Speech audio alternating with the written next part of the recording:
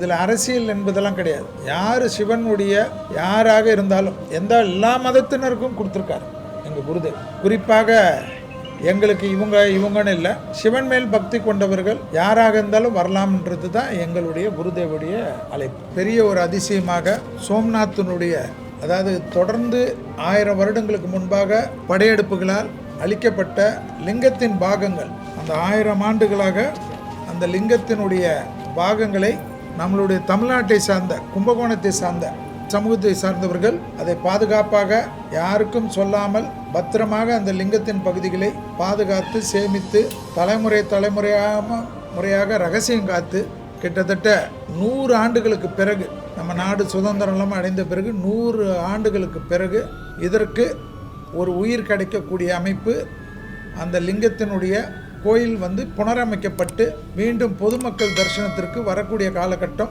100 ஆண்டுகள் நீங்கள் பொறுமையாக இருக்க வேண்டும் என்று இதுவரைக்கும் 900 ஆண்டுகள் இருந்து விட்டீர்கள், இனி ஒரு 100 ஆண்டுகள் பத்திரமாக இருங்கள் என்று சொல்லி அந்த லிங்கத்தின் பாகங்கள் அக்னிஹோத்ரி சீதாராம் சாஸ்திரி அவர்களால் நம்மளுடைய ஸ்ரீ ஸ்ரீ ரவிசங்கர்ஜி குருதேவ இடத்தில் இப்பொழுதுதான் ஒப்படைக்கப்பட்டது.